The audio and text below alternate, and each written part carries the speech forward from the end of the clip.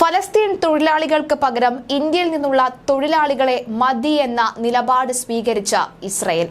ഇതിനായുള്ള റിക്രൂട്ട്മെന്റ് നടപടി വേഗത്തിലാക്കാൻ ഒരുങ്ങുകയാണ് ഇസ്രായേൽ. ഇതിന്റെ ഭാഗമായി ഉടൻ തന്നെ തൊഴിലാളികളെ കണ്ടെത്തും.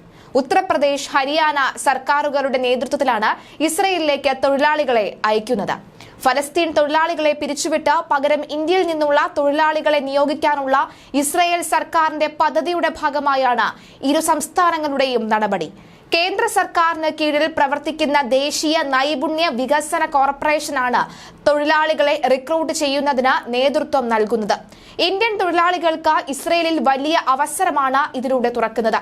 ഇസ്രയേലിലേക്ക് 42,000 തൊഴിലാളികളെ അയക്കാൻ 2023 മെയ്യിൽ ഇസ്രായേൽ വിദേശകാര്യമന്ത്രി ഏലി കോഹന്റെ ഇന്ത്യ സന്ദർശനത്തിനിടെ ഒപ്പുവെച്ച കരാറിൽ പറയുന്നു.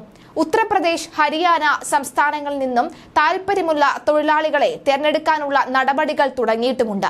ഭീകര സംഘടനയായ ഹമാസിന്റെ ആക്രമണത്തിന് ശേഷം ഇസ്രായേൽ എല്ലാ ഫലസ്തീനികളുടെ വർക്ക് പെർമിറ്റുകളും റദ്ദാക്കിയിരുന്നു.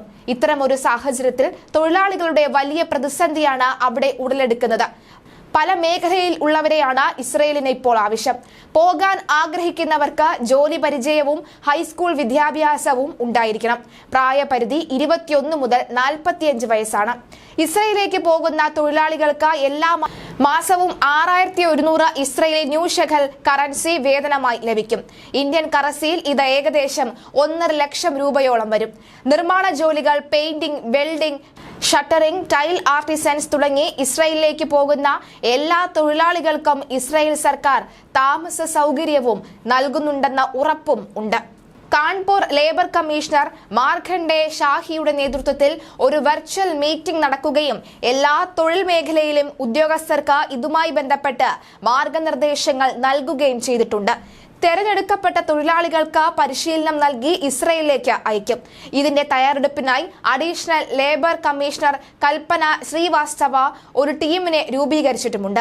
അതേസമയം ഇന്ത്യൻ തൊഴിലാളികളെ ഇസ്രയേലിലേക്ക് അയക്കുന്ന നീക്കത്തിൽ ഉടക്കിട്ട് ചില തൊഴിലാളി സംഘടനകളും രംഗത്തെത്തിയിട്ടുണ്ട്.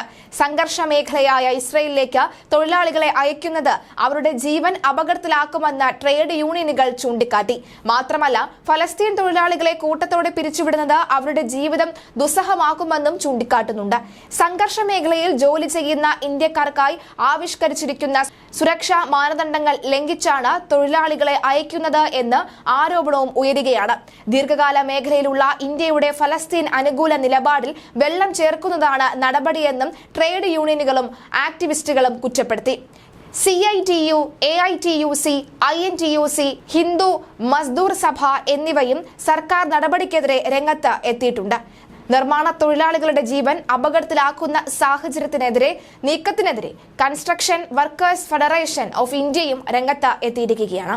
ഇവരെ കൂട്ടമായി ഇനി ഒരുപക്ഷെ എല്ലാ റിക്രൂട്ട്മെന്റിന്റെ ഈ ഇന്ത്യയിൽ നിന്നുള്ള എല്ലാ നടപടിക്രമങ്ങളും പൂർത്തിയായി ഈ ഒരു പറ്റം 41,000-ലധികം തൊഴിലാളികളെ ഇന്ത്യയിൽ നിന്നും ഇസ്രായേലിലേക്ക് എത്തിക്കുമ്പോൾ ആ ഒരു വിമാനം റാഞ്ചാൻ പോലും ഹമാസ് മടിക്കില്ല. അത് ഓരോ തൊഴിലാളികളുടെയും ജീവൻ അത് ആപത്താണ് അടക്കമുള്ള വിദഗ്ധരുടെ നിർദ്ദേശവും വരുന്നുണ്ട്. എന്തായാലും ഞങ്ങൾ തയ്യാറാണ് എന്ന് സ്വയമേവ പറഞ്ഞ് മുന്നോട്ടെത്തുന്ന യുവാക്കളുടെ എണ്ണവും ഓരോ നിമിഷവും വർദ്ധിച്ചുകൊണ്ടേയിരിക്കുകയാണ്.